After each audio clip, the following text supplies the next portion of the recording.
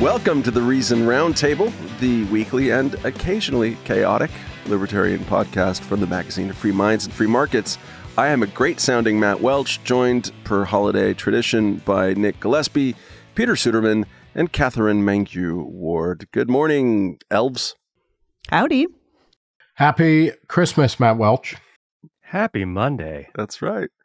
So my big idea is I thought we might discuss a presidential candidate whose plans for the White House don't always receive a lot of detailed examination, despite the fact that he's up 50 percentage points nationally in his party's primary and at least double over the number two candidate in each of the early primary and caucus states, in addition to polling ahead of the presidential incumbent in the vast majority of national polls over the last couple of months, as well as in the betting markets. I am talking, of course, about Donald J. Trump, the 45th president and would-be 47th. The mere subject of Donald Trump is a hyperbole factory, both pro and con.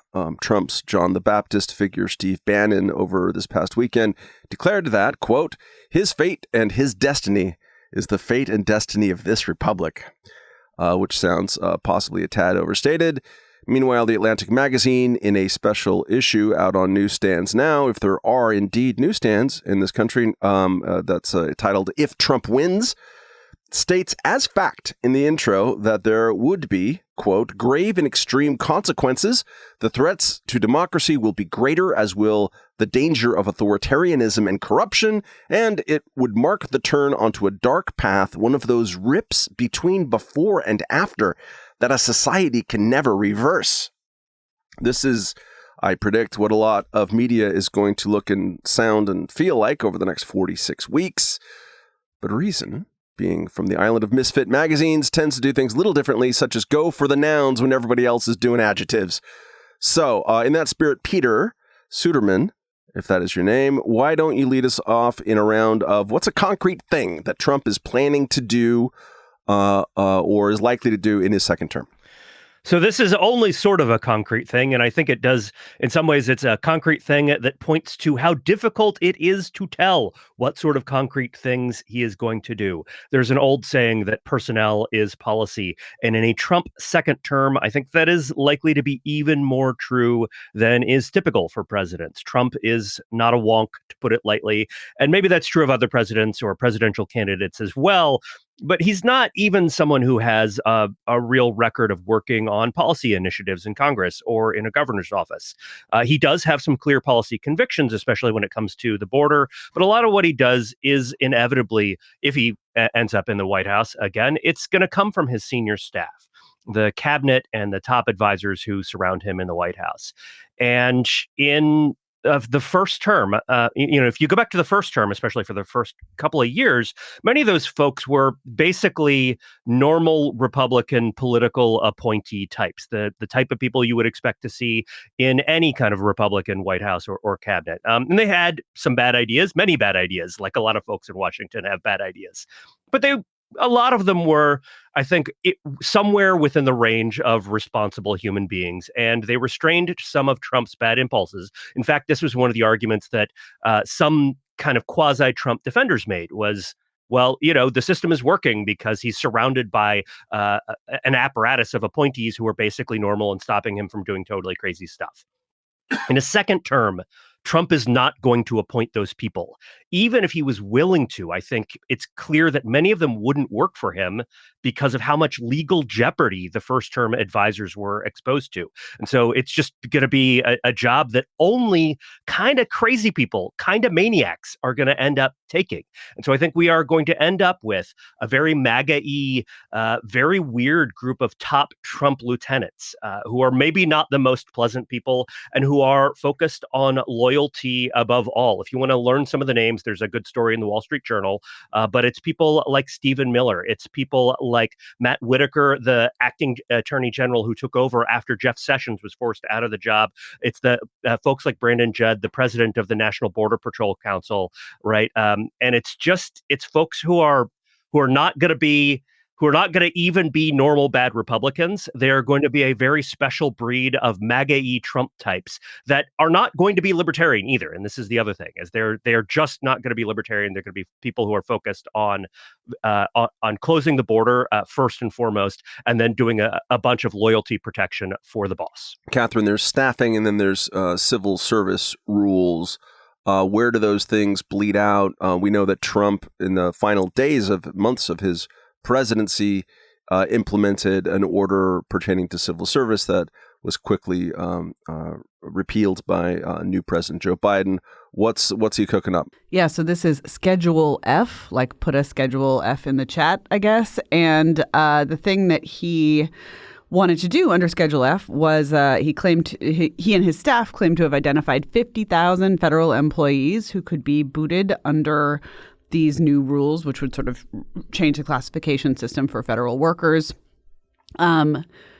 He did not get a chance to do any of this. Obviously, this sits very interestingly next to Javier Milei, who woke up on day 3 of his presidency and eliminated, somewhere between 9 and 12 cabinet agencies, and is planning to chuck out a vast number of government employees as part of austerity measures.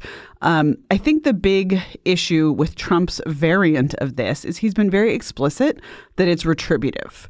So he literally posted on Truth Social, "If you go after me, I'm coming after you," where the folks ostensibly going after him are the deep state, the members of the civil service he would want to fire. He has also said, or supporters of this plan have also said, maybe they actually won't fire the 50,000 people. They're just going to fire a few and hope that that has a, quote, chilling effect on the rest of the civil service. This is the worst case scenario of all, because then we don't get the savings. We don't get the austerity. We still have a massive unwieldy bureaucracy that's just scared to do anything that might be perceived as crossing Donald Trump, and therefore is probably the worst of all worlds.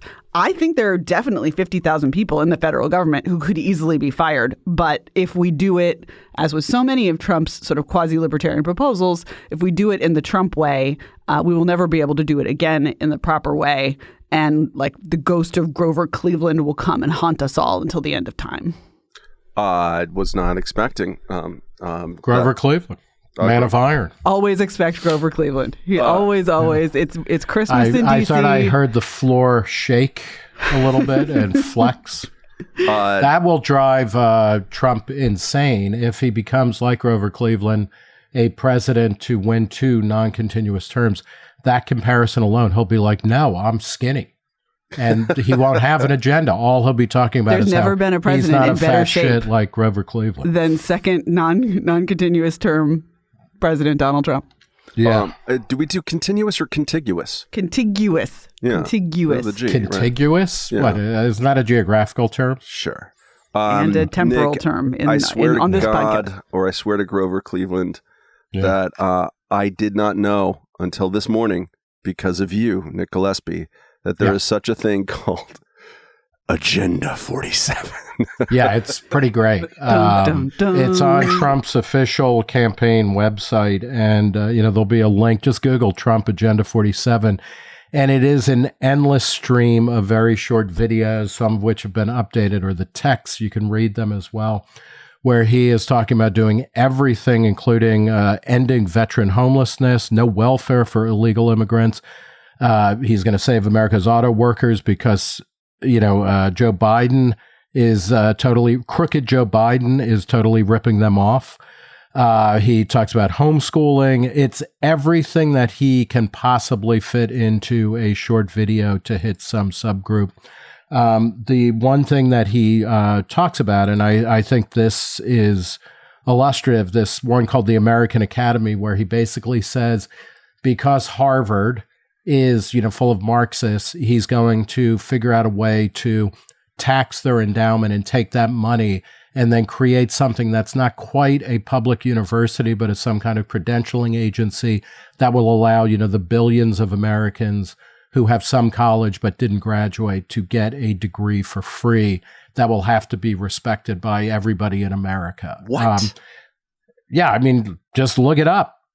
He also, in one of his things where he talks about, and it's not all wrong, he He is talking about he has a plan for 10 principles for great schools leading to great jobs. And he talks about giving parents more rights, but he also talks about pushing for the direct election of principals by people in their school districts. And this to me is, indicative of where Trump is going to be. His presidency will be even more performative than the first time was. And I want to be clear, when you go, you can't bracket out COVID. And even there, I think there's a lot actually that Trump did right during COVID, particularly Operation Warp Speed, which he walked away from, and leaving the states to make more decisions than would have taken place under Joe Biden, I think. He is talking about attacking the establishment and elites by taking over everything. And he is, this is the full-blown kind of comic book version of Trump as the one person who can fix everything all the time. The good news on that is I don't think he's going to be elected. One of the reasons why he is doing well is because we have not seen him talk very much over the past couple of months, and that's going to change. And I suspect when you see that, things will change. But what his absolutely batshit useless, non-transformative changes that he's laying out here make clear is that neither he nor Biden are particularly good. They're not good in the presidency. Biden has been disastrous, partly because he's been delivering exactly on what he said he was going to do, $11 trillion in new spending and all of that kind of stuff. And then to a non-trivial amount, he's been extending a bunch of Trump policies, which in their own way extended a bunch of Obama policies. So I look at 2024 as it's got to be the last election of the 20th century. Yeah, you throw in Robert Kennedy. No, but I mean, seriously, because these are people who are so totally out of ideas and out of any vision of a future. We need to figure out how to work around the president. I think the Agenda 47 stuff just goes to what I was saying about how hard it is to know what Trump is going to do. Even when you see a list of things he says he is going to do, it is very obvious that at least many of them, and quite possibly most of them, will not happen because there's not even a plan to make them happen. Right. It's just stuff it's wish casting about a world that cannot and will not exist. And this is, I think, different from someone like Biden, who, Nick, you said, has been a very bad president in many ways. On the other hand, he was a very bad president in a perfectly predictable way because he basically followed through on the stuff he said he was going to do, which was spend a lot of money on a lot of dumb stuff. And that was it. And that's what he did. And you can kind of tell how Biden will be bad. And it is a total crapshoot what Trump would do and which ways he would be bad and which ways he might be a little bit better than Biden. So one of the areas in which any president has a lot of leeway, obviously, is in enforcing immigration rules, which is something that got extended even further under the Trump presidency. So over this past weekend, for example, and this is a great precursor to what the next 323 days are going to look like, Trump warned repeatedly and backed it up with further social media posts that immigrants are poisoning our blood. To which President Joseph Robinette Biden II accused his likely opponent of parroting Adolf Hitler. So congratulations, America. It's going to be like this for a long time. But it's worth looking at Trump's actual statements on the campaign trail, partly because, if you recall, at this time in 2015, he was saying that we need a complete and total shutdown of the border until we can tell what's going on. And that he was proposing a Muslim ban, which he was explicit about then. Which he tried to implement. Early days in his presidency. That was the first kind of big crisis in January of 2017, is that he tried to implement a complete and total shutdown of immigration and particularly of refugee intake. So here are some of the things that Trump has said just over the past couple of days. If you don't like our religion, then we don't want you. A vote for Crooked Joe is a vote to turn the United States into a hotbed of jihadists and make our cities into dumping grounds very much resembling the Gaza Strip. And I think most importantly, these are all like sort of inflammatory rhetoric that people like to jump on and talk about Hitler and whatnot. But he wants to halt all refugee settlements to the United States. He can kind of do that, or he can come close to doing that. And he certainly came close to doing that during his presidency, when the number of refugees went down to all-time lows since we've been tracking those numbers in the mid-70s. And that's not at all related to COVID. This happened pre-COVID as well. And those types of policies can outlast a president, which happened certainly in the early days of the Biden presidency, as Nick was alluding to before. Biden has continued some of Trump's immigration restrictionism. He's loosened up some other ones. And some of the ones that Trump did were continued from Obama. Again, presidents have a lot of leeway. Courts can fight back a little bit, somewhat. They definitely trimmed the sails of the Muslim ban, but they found a way to rewrite it so that there was indeed an effective ban from a handful of countries in Africa. The transformation of America into a place that no longer accepts refugees is one of the worst things about contemporary American politics, and one of the worst things about Donald Trump. And it stands in really stark comparison to the days of Ronald Reagan and Jimmy Carter, where it was just understood that we take in refugees. That's what we do. Certainly, you can't impose a religious test on things. That's not going to pass constitutional muster, but he will hire lawyers and they'll try to figure out as much as they can do. Katherine, just building on that, given a president's leeway when it comes to foreign policy and immigration, how might those two great tastes taste great together in a Trump 2.0 White House? I'm so glad you asked, Matt. They'll taste like bombing Mexico. So it's going to be a little bit spicy. Yeah. It's going to be Muy spicy. caliente. I love the smell of napalm in the morning. Avocados from Mexico involved. So yeah, the sort of signature Trump move in early 2020 was to raise the idea that we could potentially solve the fentanyl crisis by bombing Mexico. I think My Roman Empire is a piece from the New York Times in October, where they tell the story of the origin of this idea of bombing the drug cartels in Mexico. And I think it was a Jonathan Swan piece.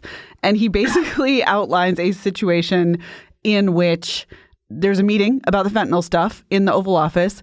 And Trump is like, hey, just floating an idea here. What if we just didn't check with Mexico at all, or do this in any kind of collaborative way, but just bombed places where we knew the drug cartels were operating from? And according to this New York Times piece, which the reason I think about it all the time is because I want it to be true so badly, and it seems like it's probably not true because it's so cartoonish. He turns to a man in the office with him who's wearing a dress uniform to look for validation about this theory that we could bomb Mexico in order to stop the fentanyl. But the man in the office is wearing a public health service uniform. You know how the Surgeon General wears the whites?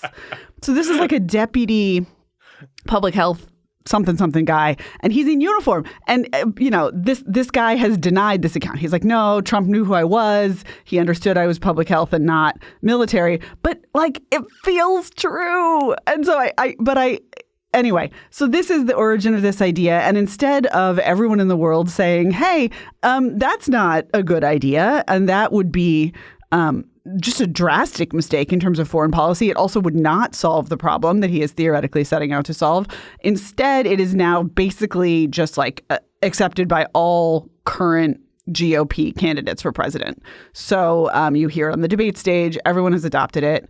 So in this sense, a Trump presidency compared to a theoretical Nikki Haley presidency, or God help us, a Vivek Ramaswamy presidency, wouldn't necessarily be very different. But this is a proposal that truly did originate in Donald Trump's fevered brain and has jumped out into the world. I think it probably wouldn't happen because someone would have to implement it. And I think that people would be like, hey, we can't, this would be a terrible idea. And they would talk him out of it. But he does want to do it. And he's been very clear that he wants to do it. He wants to bomb places within the territory of a separate sovereign nation, just as a matter of course. He sent some troops to the border when he was president last time. And I think we would see an even larger troop buildup on the border, probably a more permanent one. I think that would be the start. And then we would see where that goes from there. Which is also what Biden has been doing. So, I mean, this is, and I'm not saying it's, they're both, one's French vanilla and one's vanilla, but, there are no alternatives here. I mean, it's pretty bad. Which is which, Nick? RFK Jr. erasure, Nick, and I'm not going to stand for it on this podcast. RFK Jr. Well, he is something, I'm trying to think of, he would be something without any kind of sucralose or any kind of cancer-causing chemical. That's true. Tahitian vanilla. Peter, testosterone. You've written a lot about entitlements and long-term spending problems and healthcare. Is there something specific that we can say about Trump 2.0 along those lines? The most specific thing that we can say about Trump in a second term is that he would have absolutely no interest in and would probably go out of his way to block any kind of meaningful reform to old age entitlements, Social Security, and Medicare. He's also been making some waves saying that he wants to do something about Obamacare. And what that something is, I cannot tell you. Here's what I can say. In 2015, when he was doing a GOP primary debates, Trump praised single payer.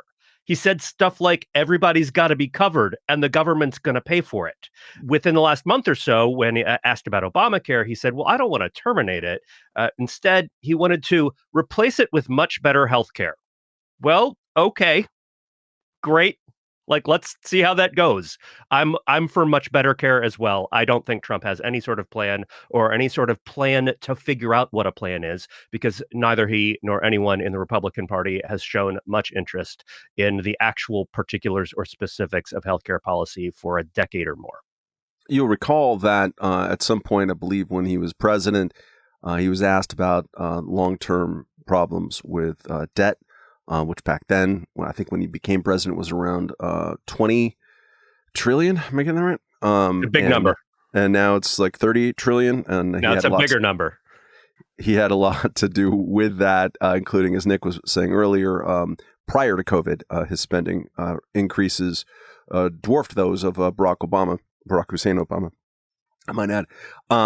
So he said something like, well, I'm not going to be around when those bills come due. If he's president, right, in 2025, he might be around when those bills come due. The acceleration of the cliff of some of the entitlement, especially in Social Security, that might end up happening on his watch, which is actually the Medicare HI Trust Fund that is scheduled to run out first, although I think it may now be pushed back to around 29 or 30, so maybe just after he leaves office. But it certainly would be something that responsible politicians and lawmakers would be talking about by the end of his term. I think it's also clear if he gets reelected, he's going to have a constitutional convention so that he can run for unlimited terms. Yes. So he might still be in office. Nick, you mentioned earlier that you believe pretty strongly that he doesn't have a particularly strong chance of winning the presidency again, despite his lead in all these national polls 11 months out, which, 11 months out is a long time in national polls when people aren't paying a lot of attention to things. What is the basis of that strong belief? So it's that he has run for president twice and has never cracked 47% of the popular vote. In a head-to-head matchup with Joe Biden, he didn't just get beat by a little bit, but by a lot.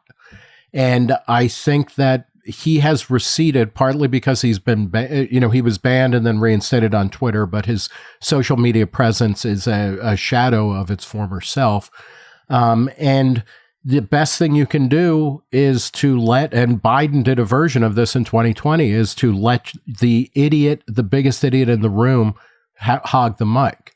Trump has been relatively silent. We are not seeing the day-to-day coverage of him on a full court press the way that we will as we get closer to it. And I think he's coming across as unhinged. He had a shot at things and he did not do a good job. Biden is very, very disliked, but I think in the end, people will probably recoil from Trump. The alternative to that is that, and, this may end up working out, I don't know, is that if Trump wins Congress, whether it is, there's no reason to believe there's going to be a Republican sweep or anything, but that Congress will actually start to flex a little bit. And we will see, some actual legislation going on as opposed to defensive crouches against executive orders and things like that. I will definitely take the under on that, but I appreciate the optimism. I don't even know what. So can we make a bet? Yeah. What is the bet? We'll have to figure that out when both of us are not feverish.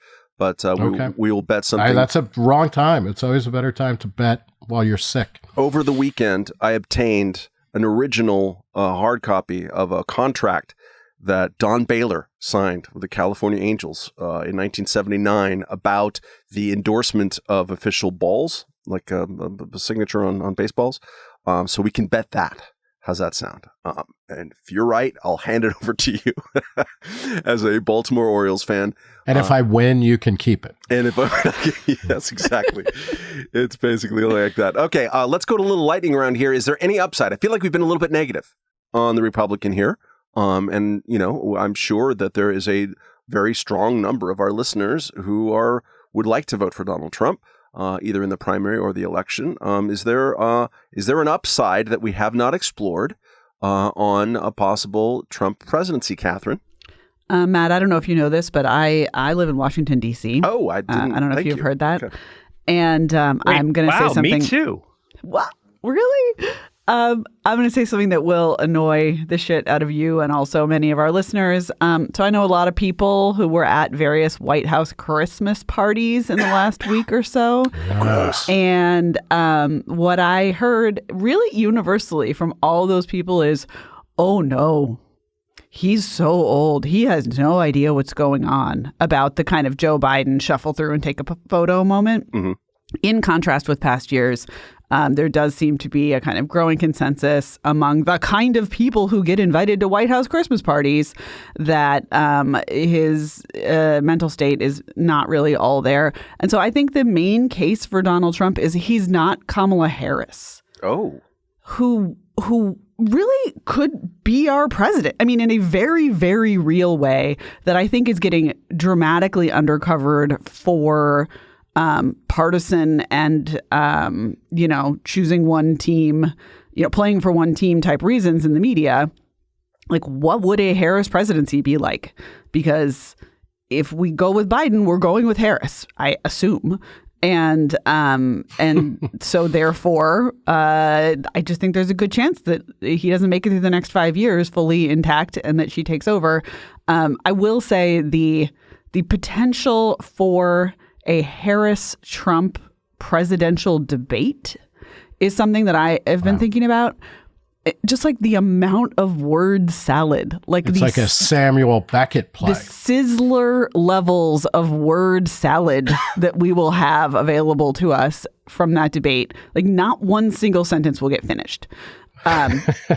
So you are making a pretty strong case for Biden croaking between now and in the election. same way that many people made the original case for Trump as he's not Hillary. I will say I think the case for Trump at this point is he's not Harris. Katherine, quick follow-up. You are a follower or a watcher of television programs, unlike myself, and I believe that you've watched Veep. Is there a point in Veep where she becomes president, and is it hilarious? I don't feel like I should do Veep spoilers, but yeah, you have picked up the vibes correctly here. Yes. Peter, what's a hidden upside there in DC where you live? Well, like Katherine, I think that the main case for Donald Trump is that he's not Joe Biden. But I suppose I can imagine that if Republicans had a majority in both houses of Congress, they might end up working with Trump to reduce discretionary spending, or maybe a little, and even what happened the last time. Yeah, right. That he was president and he had a Republican Congress. I don't think this is very likely. And the best case is actually probably not even a real reduction. It's a Washington, D.C. reduction where the spending goes up less than it was planned, but that's counted as a reduction. If he's been, as you've mentioned earlier, campaigning on the opposite, and the Trump world people campaign on the opposite, the most Trumpy of senators and congressmen campaign on the opposite, why in hell was this even a possibility? Yeah, I don't really think it is one, honestly. But here, though, so let me make the best case that I can, which is that if you listen to Republicans in the House right now, they are interested in, they do seem to evince some vague interest in cutting some sort of spending, maybe at some time. That's going to be discretionary, not entitlement spending.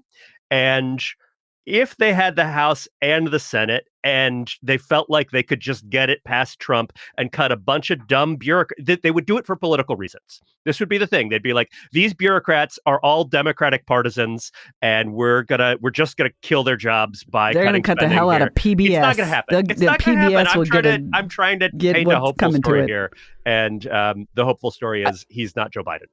I love it that was the weakest sauce imaginable, and it was still a dramatic exaggeration. Like, you were still living in hyperbole town there. I think maybe Trump will end Pell Grants for intersex Marxists, Matt. Yeah. That's the strong Actually, case. Here's my case for Donald Trump. And it is a case for people in Washington and for people on this podcast. It could be very good for the journalists, because people would pay attention to the journalism and buy their subscriptions to the magazines and the newspapers. And I got a lot of friends who are journalists. I got a wife who's a journalist. Wouldn't be so bad if Donald Trump was popular for the segment of society, Peter. Yeah. I think the best case for a Trump presidency is, first, that Biden is terrible. Biden has overseen a dramatic expansion in the size, scope, and spending of government. He clearly has no understanding of the role of either monetary policy, but fiscal policy and inflation. He's a regulator. He's not good on immigration. He's not good on anything other than getting out of Afghanistan. So there's that Biden is terrible. We know this. The other is that when Trump was president, we had slow but constant growth until COVID. More importantly, the system did hold. He tried to push. He worked every stress test on the system, and it held.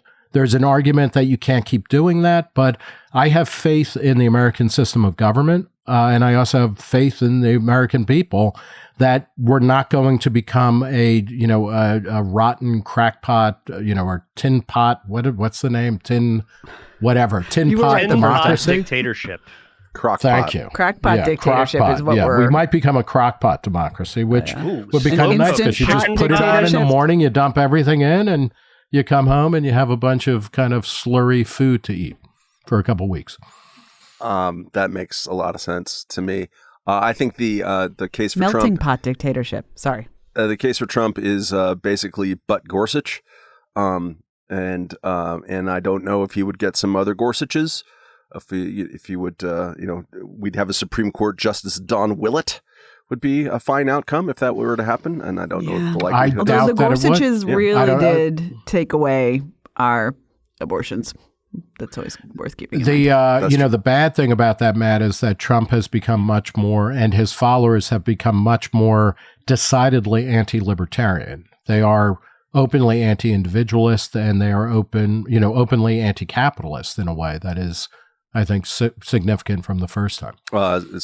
Including Tucker Carlson just coming out, as Liz Wolfe wrote about this very morning as we record on Monday mornings. He's libertarian economics is a scam. All right, we're going to get to our listener email of the week here in a moment. But first, a reminder that this episode is sponsored by BetterHelp. Friends, the holiday season can, though doesn't have to be, a grueling gauntlet through the potential landmines of loneliness, family dynamics, and your own ability to make the right choices in a temptation-rich environment. Often we know darn well the right path for making it all the way through to January, safe and sane, but sometimes we can be our own worst enemy. Therapy can help you see through the blizzard of distractions and stimuli and make it easier for you to make better decisions during what should be a joyous time. That's where BetterHelp Online Therapy comes in. BetterHelp is an easy-to-use, super flexible, entirely online therapy service that has helped many listeners of this podcast better use their own internal operating system so that holiday challenges are fun instead of torture. All you have to do is fill out a quick questionnaire, get matched with a therapist, and if you don't like the first one, you can just swap them out for a second. Let therapy help you make better choices with BetterHelp. Just visit betterhelp.com/roundtable right now to get 10% off your first month. That's BetterHelp, HELP.com/roundtable. Do it today. You'll be glad you did. Okay, reminder to please email your short queries to roundtable@reason.com. This one comes from Curtis Everett, who writes, "You see and hear this, particularly in the holiday season. Shop local or at small businesses, etc. How does a libertarian respond? What arguments can I use to counter it?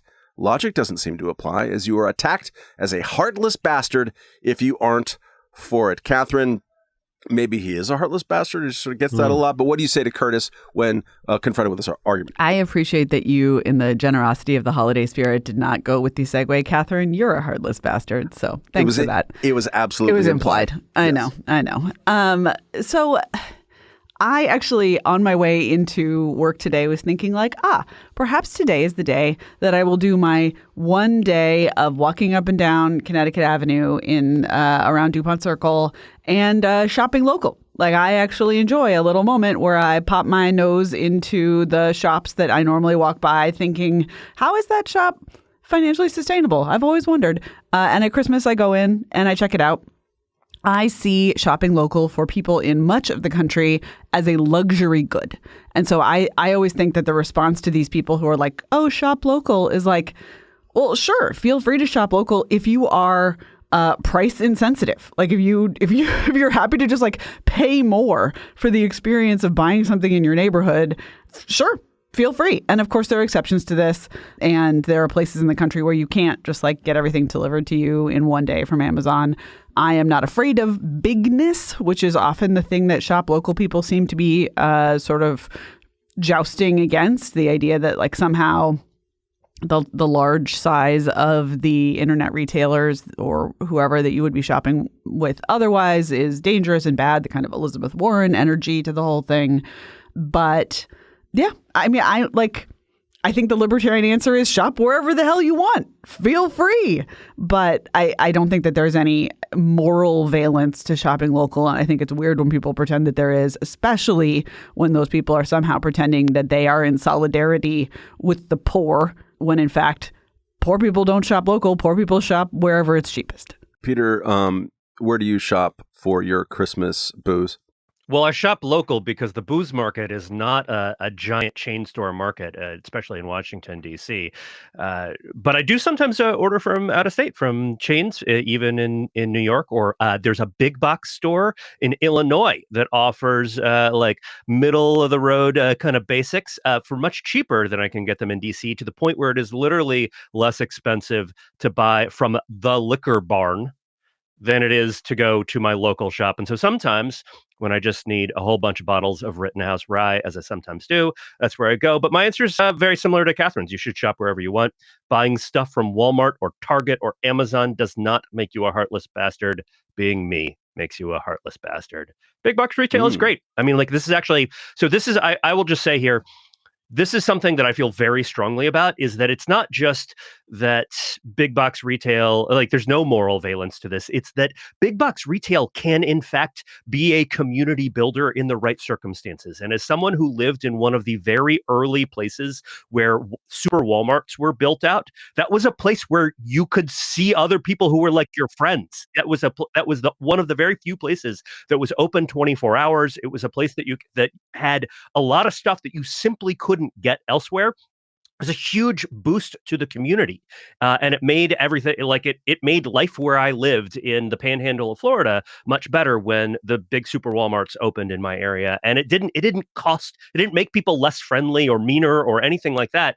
What it did was it provided a valuable service to the community, and was even, frankly, a place where sometimes teenagers would go at 11 p.m. at night and sort of goof off. And it was totally fine and fun. And it was like, it was a place you could hang out. And this idea that it's anti-community or that like you're being mean to the other people who like live in your area, if they want your business, then they should provide a better service and a better product and a better shopping experience. And in many cases, local stores do, and that's the reason to shop at them. Nick, I know this is a topic you're excited about. What say you? Oh, unbelievably. I almost can't speak. I'm trembling in ecstasy, Matt.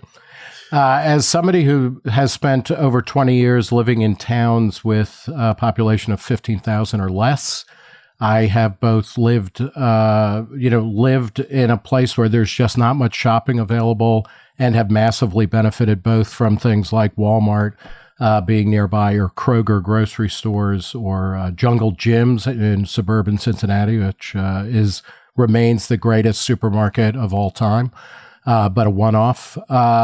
I've experienced that, but also the pleasure living in places like DC and New York, the pleasure of small local retail places that just have stuff that is very cool and weird and that you can pick up immediately. I say make a mix of it.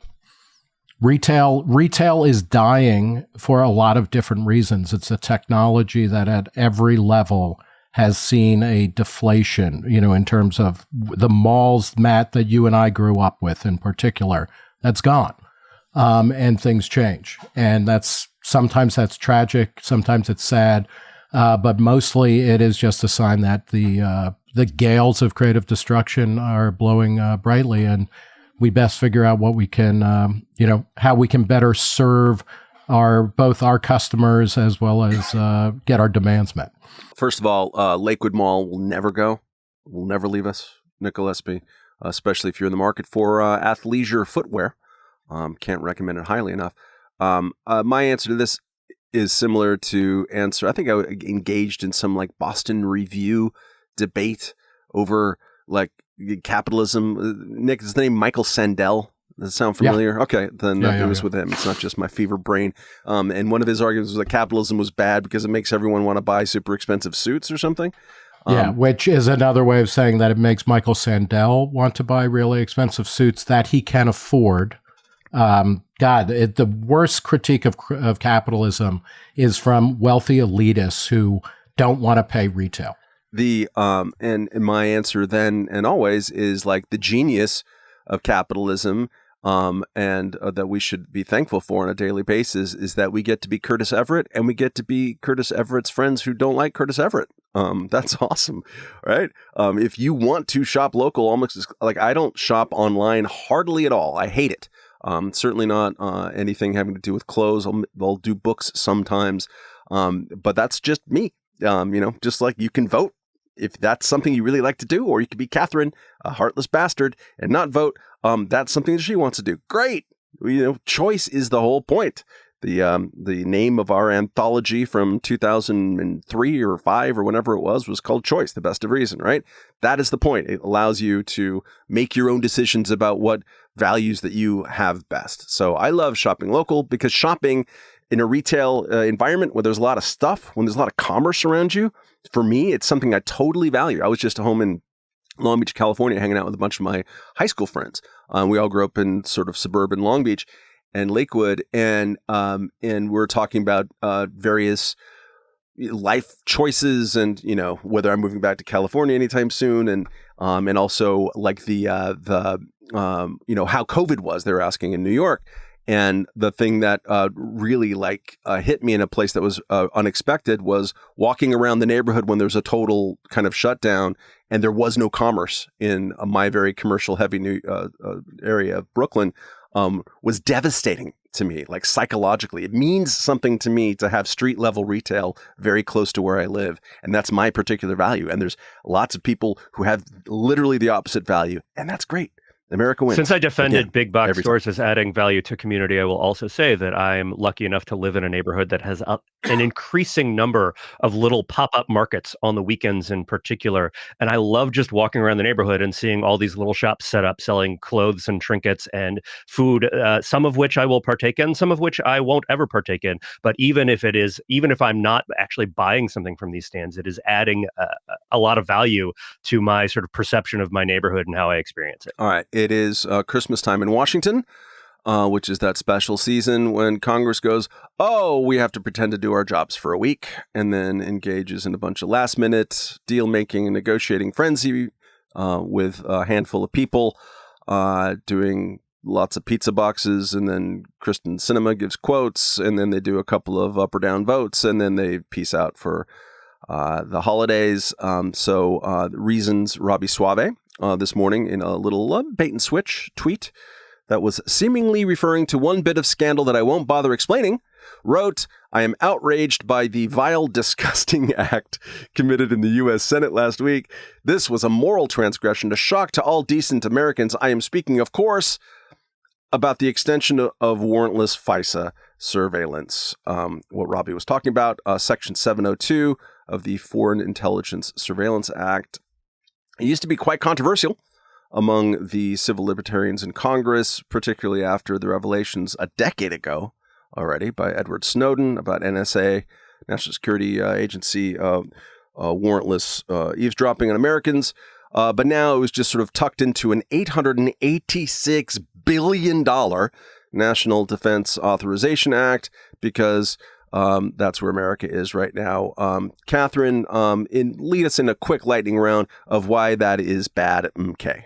Yeah, I mean, it's bad that we repeatedly reauthorize the warrantless surveillance of U.S. citizens. Like, that's not a thing that should be allowed. It's pretty straightforward. And it used to not be, right? Like, this is not the kind of thing that's like, oh, well, if you think about it, maybe U.S. citizens, you really should have to get a warrant to surveil them. But I guess it's just always been this way. No, this is like not a given. This could be reversed. And the fact that Congress chooses not to do so repeatedly and chooses not to do so in this context, right? It's just lumped together. Like, this same bill increases military funding for Ukraine.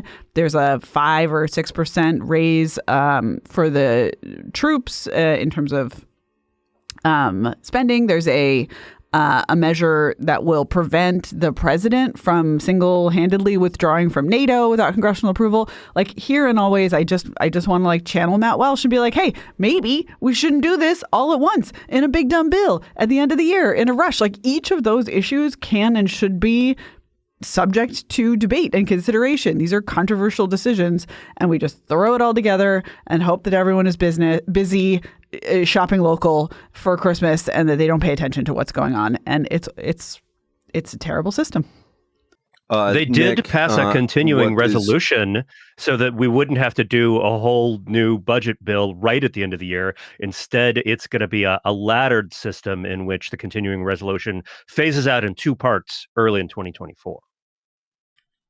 You just put me straight to sleep, Peter Suderman. Yeah. You're not but excited if they do that latter bit about the congressional budget process? Let me tell you about the 1974. There is no budget process. I mean, there's just continuing resolutions on the shrinking share of discretionary spending.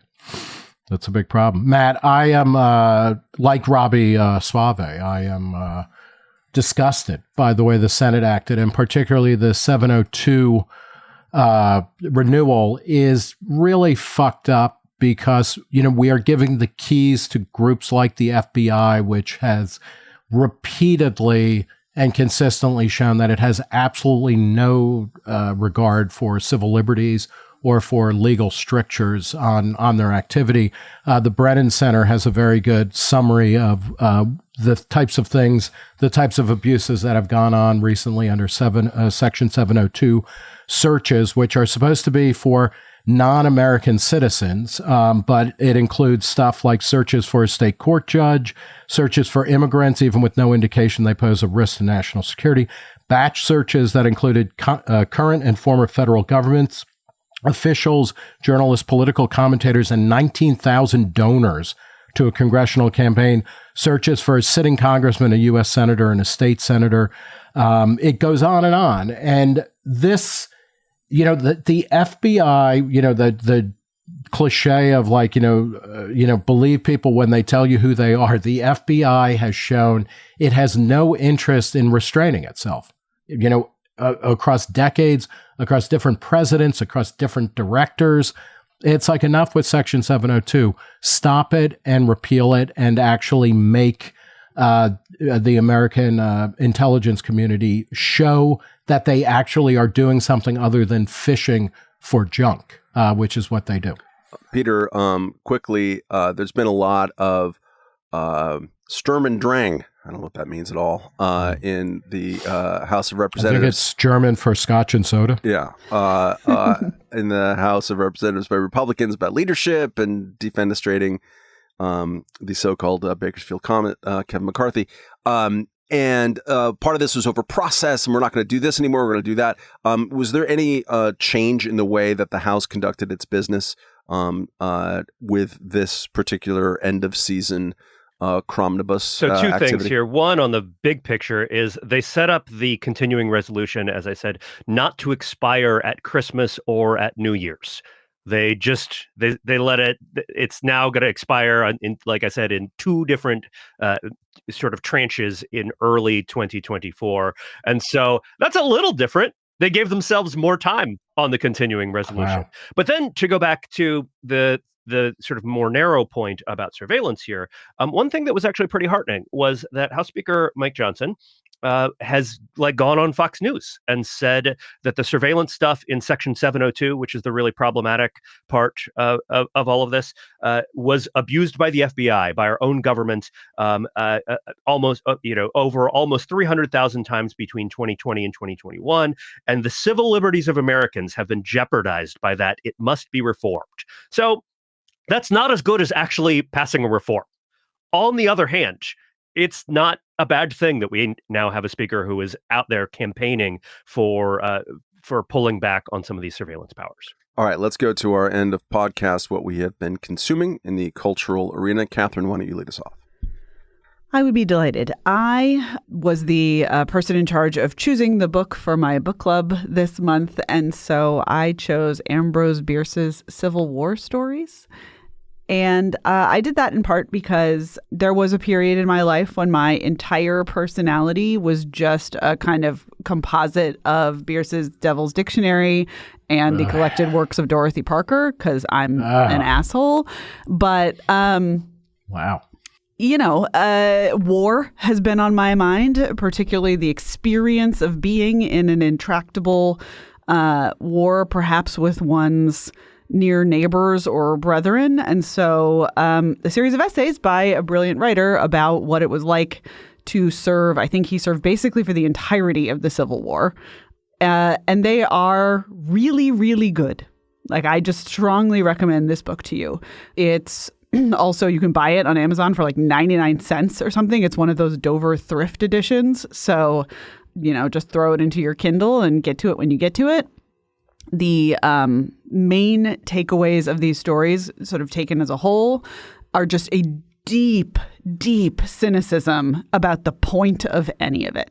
The kind of recurring indictment of people in power, particularly kind of officers, and their disregard for human life, but also just the overwhelming sense that absolutely everyone engaged in the sort of on-the-ground fighting in the Civil War recognized that none of their individual actions were going to make any difference, and that they were sort of trapped in a structure where they were forced to do it anyway. And the only moments of beauty in these stories are when we look outside of not just the war, but outside of humans, right? We're looking at a tree. That's the only time that things are good. But there's also a little bit of a sweetness to it. There is sort of a affection for, maybe nostalgia for, the approach that young men take when they enter war. There's this sort of several characters who have on new uniforms and are just being absolutely ridiculous as a result. And they are not condemned in the way that almost everyone else is condemned. Just really beautiful writing, very readable, given that it's in some ways, quite archaic. And if you read the Devil's Dictionary, you know that the kind of phrasing is very, very Baroque and very kind of old-fashioned. But I zipped right through these stories, and as I am thinking about what's going on in Ukraine, what's going on in Israel, I just found these narratives to shed a lot of light. So Ambrose Bierce's Civil War Stories, apropos of everything and nothing, are my recommendation for this week. Has your book club discussed it yet? What have they thought? The book club, yes, we did. We talked about it last night, and they liked it. And the one thing that kind of came up in the discussion was Bierce attempted suicide many times in his life, and the circumstances of his death are a little unclear. When he was 71, he basically like headed off to report from a war zone and was not heard from again. Maybe suicide, maybe not.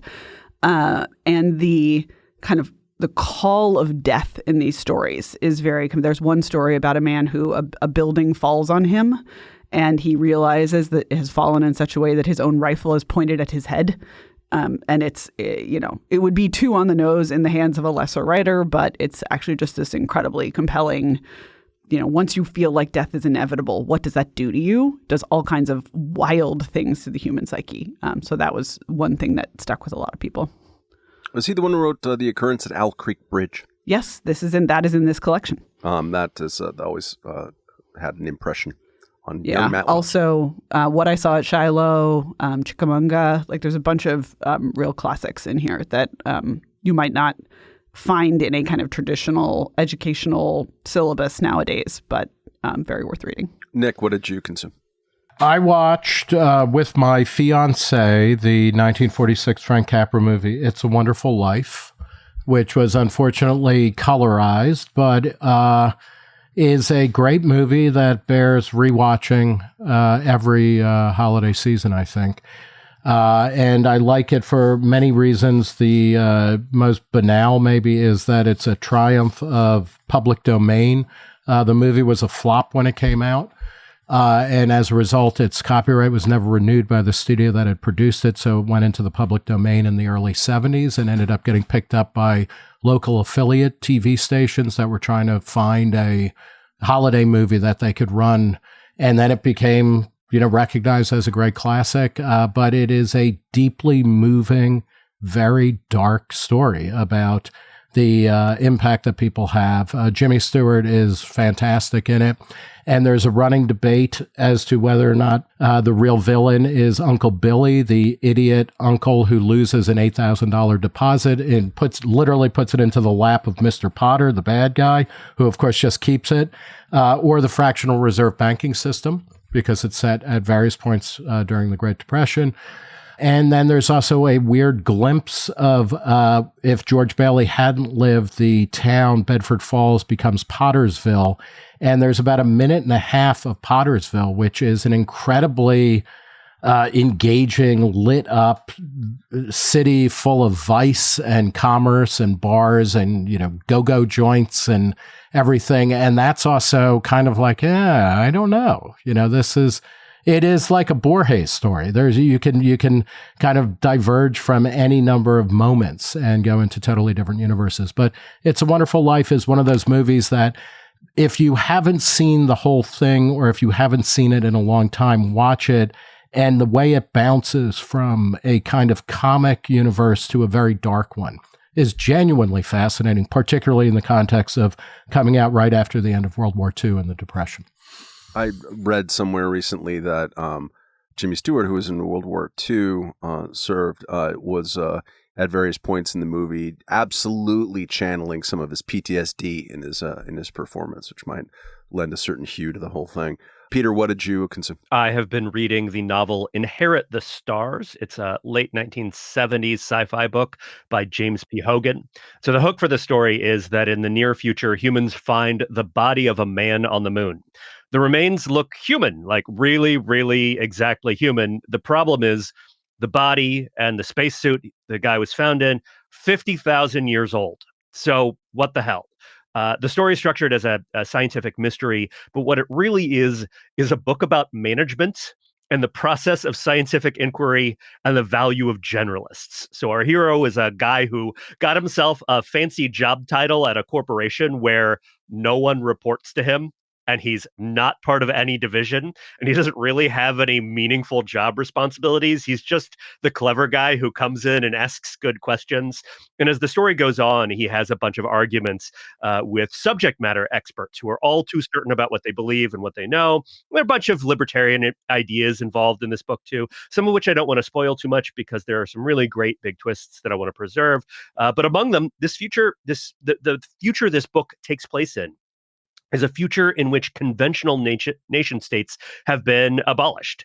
And so there's just a whole bunch of stuff about like the limits and horrors of totalizing authoritarian states. This was a recommendation from a Twitter follower, and I am really enjoying it. It is Inherit the Stars by James P. Hogan.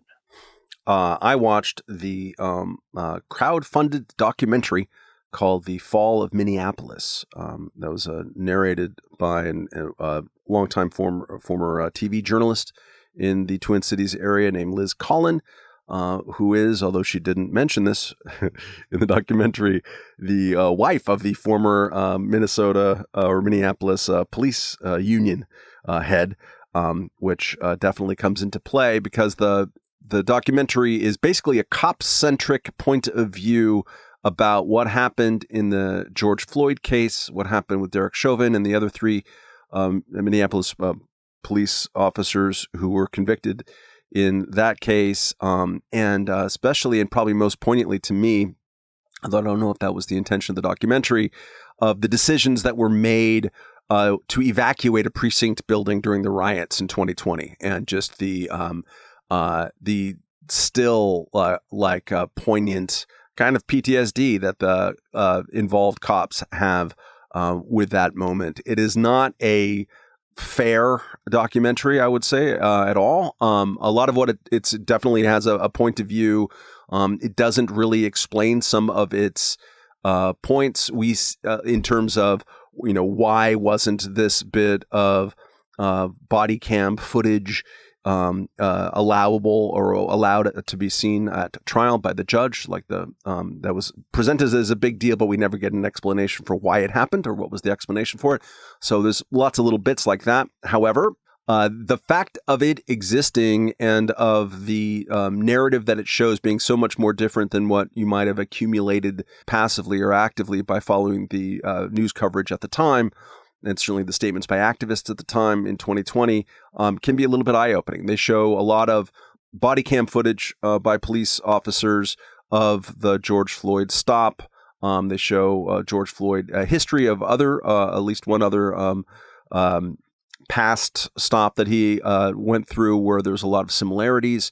And especially if you follow that case passively, you'll say, "Oh, that's I didn't know that." Even though some of that stuff was released a couple of months after rioting tore through Minneapolis, and in fact, there were protests all over the country about that stuff. So it says something interesting, I think, about media, that it's possible to encounter some of these of the cop-centered point of view only 3 years later in a conservative crowd-funded documentary, rather than in the news coverage at the time.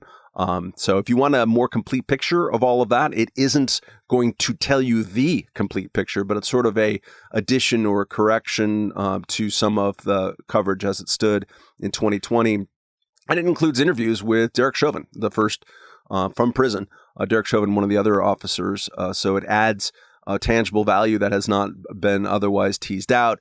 Makes a pretty convincing argument that the technique that he used, that ended up with his knee on the neck, or as they try to say, on the shoulder of George Floyd, was part of the Minneapolis training regimen. And they make a couple of other points that are pretty convincing besides.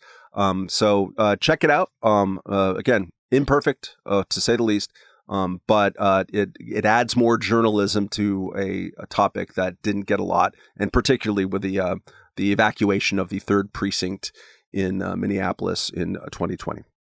All right, that's all my throat can handle talking about. Thank you for listening. Merry Christmas, by the way. And happy Kwanzaa. We'll be catching up with you on the other side of that with a special episode about some of the undercovered stories of 2023. If you like what we do, please go to reason.com/donate. And thanks again for everyone who helped out with a webathon a couple weeks back. Nick, are there any events in New York City that you would like to promote in this time of the podcast? Yeah, sure. Go to reason.com/events. But our next Reason Speakeasy, which is a live taping of the Reason Interview podcast, is scheduled for January 22nd, Monday, January 22nd. And it's going to include a gentleman named David Stockman, who was Reagan's first budget director. He was a multi-term congressman from Michigan, from the district that covered most of the area that Justin Amash later occupied. He's a longtime critic of what he calls the welfare warfare state, and he has a new book out called Trump's War on Capitalism. So we're going to be talking about that. Go to reason.com/events, and you should be able to buy a ticket. All right, and go to reason.com/podcast for all of our other podcasts, which grow by the millisecond. Thanks for listening again, and we'll catch you next week. Goodbye.